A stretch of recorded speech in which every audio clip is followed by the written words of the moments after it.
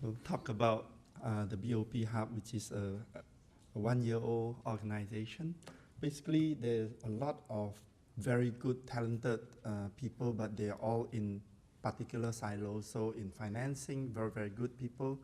In technology, in education, in water, in sanitation, in food, in solar energy, but they are not integrating across sector because each of them are so busy firefighting in their own area. So I thought if we are able to turn all of this into business, then it would be so much easier. So we all know that there are 4 billion people who are outside the formal economy, and also that the top of the pyramid has no more new customers. In fact, customers are buying less and less. So if we think about why is it that the company doesn't want to go into the BOP, it's because they wanted consumption immediately. But before consumption, you need jobs, entrepreneurs, and therefore you need actually capacity building of the entrepreneur and investment. So what BOP Hub idea is to make everything faster, cheaper, easier by just using the existing players and integrating them together. So for example, Unilever is a company and World Toilet Organization is an NGO, and the more toilets that are built, the more detergent they will sell. So we created Sandy Shop and we go out there and it scales very, very fast. And I would like to say that actually resources are everywhere, even if you are very small, because all the people are out there to partner you. For example, I'm doing some emergency toilet with Brac. I am sitting on the advisory board of IIX. We are going collaboration with DASRA and hope to speak in Korea, and Wolfgang promised me to give me lots of money, right? So you can always leverage your friends, especially those sitting next to you, right? So here we produce toilet and we teach the poor to produce toilet and to sell toilet, and just by teaching them knowledge, they can run their own business and deliver health and dignity throughout. And this can spread to all the other sectors. Right now, we have a network of all the people around the world, and we are creating a BOP World Design Center in Ubi Road 4 here. And you see the whole world out here, World Economic Forum, Schwab, Ashoka. QDelf is the world's biggest design school in the world, and they're collaborating with us. Of course, the NUS Entrepreneurship Center and all the rest. The Clinton Global Initiative. After this talk, I'm going to World Business Council for Sustainable Development, which is also very, very interested in helping this. And this is an endorsement last year for the founding of the BOP Hub together. And this is the building. It's a 5-story building, 65,000 square feet, and it will complete in 2014.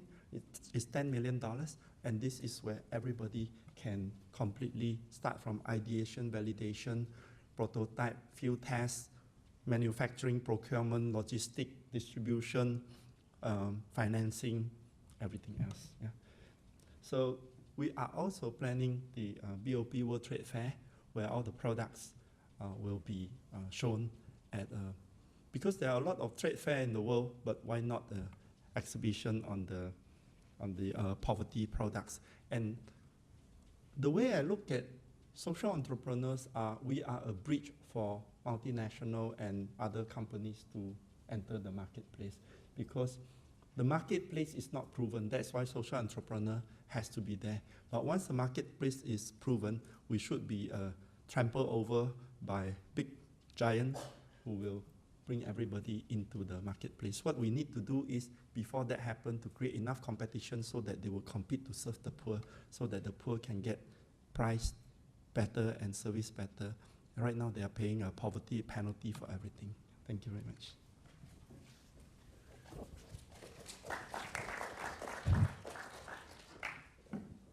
Great. Jack, seems like you have managed to generate a lot of buzz by talking shit. But I mean, I think what I wanted to get to is that you, from your perspective, based on what kind of responses you got, can you, come to a conclusion into a sort of state of things in general? I mean, what was the sort of the ingredients for your success? I think the ingredients is to be able to leverage everybody. So if you imagine the resource that you have, you never have enough resource to scale any big plans. But if you imagine everybody in the world are ready to partner you, Right. and you think of how to align them to make it very interesting for them, they will come. In fact, there is no such thing as a good business that cannot attract money. So with the needs, 4 billion people, equivalent to $5 trillion marketplace, how do you articulate that need, and how do you convert that into an investable plan? And just as you have explained, strong teams, technology, and all this, in fact, all exist, but how do you get the HR? How do you attract this talent? How do you take those technology and productize them into mass production? How do you procure it very cheap? And there are people who can buy things really cheap, like IKEA, Unilever. If these people help you buy, you know, you just piggyback on them. They buy like 1 million ton of something, and you just buy 10 ton of that 1 million ton price. When you go and buy 10 ton, your price is going to be very high. So piggyback on other people's strength, and you can get it very cheap, cheaper, faster, easier, better, and also sexier. Great. All right, great. I think along that line, Wolfgang has come in. So in terms of, I mean, you bring in a very different perspective. I mean, you actually, people are coming to you and you are evaluating. So give us your perspective on that state of things in social enterprises. And if you could touch on one point more after that, it's going to be how scalable are these opportunities that are coming in? I mean, we're of course talking scale and all of these enterprises we talked about. I mean, how many of them are actually scalable? Hello, maybe you want to get up for a second. Might help all of you to be able to listen for a few more minutes. Very good. And I think I'm going to stay, so it's easier for me. We've heard a lot of good points already, so I don't want to be repetitive. I just want to add a few things which I think are important.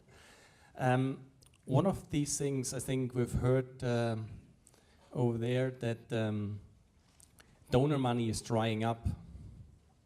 I would say, first of all, luckily it's drying up. And I think there is still too much around.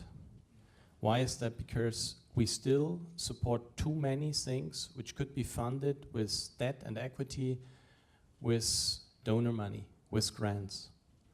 And we're making people think that they're dependent on these handouts, and they never are pressured to really think about how they can build an organization which is self-sustaining. So I think that donor money is drying up is the best thing that can happen to most of the organizations that we see. And I would say that this gives a whole new opportunity to lots of organizations. That's the first thing. And the first thing which is attached there is that I would hope that donors in the future take more time to really think through what they spend their money on, and that they do not spend their money, their grant money, on things which can be financed by debt and equity. And I know that Neera might say and will say that at the beginning, a lot of social enterprises benefited a lot from grants. And yes, she is right. At the same time, I would say if we social investors are serious about patient capital, why shouldn't we stay in there for 10, 15 years? And why shouldn't we take risks earlier and get in earlier and stay in longer? I don't see a reason for lots of the things that I know that benefited a lot from grants early on, why you shouldn't have benefited early on from an investment. That's one point. Another point, Neera mentioned that we need good teams, and investors look for good teams. And I think we're talking a lot about capacity building, but I would urge social entrepreneurs themselves to finally take more responsibility for their own skills. Because what you sometimes have to suffer through as an investor is unbearable. The level of knowledge and experience which is sometimes around, and these people still asking for money, for me is sometimes hard to take. I'm sometimes really asking myself, am I wasting my time here? And it's okay to ask for capacity building, it's okay to ask for a lot of things. But I think at the same time, if you ask for money, and very often for lots of money, then you should also take the time before to get your education and to be at the top of the game, and not just sit there and think, well, just because you're doing something good, you should be given money. That's not the case. I mean, as investors we can contribute, but we can only contribute if there's a counterpart who does the best from their side as well. I know that this is not very popular, but I think it's needed. Maybe in regards to scalability, well, we have seen that the teams who take the time to make their experiences and to get the skills and to really think through things, they are scalable. But it's very few of them. But the reason is not that the models would not be scalable. It's just the low level of effort which is going into building organizations which are scalable.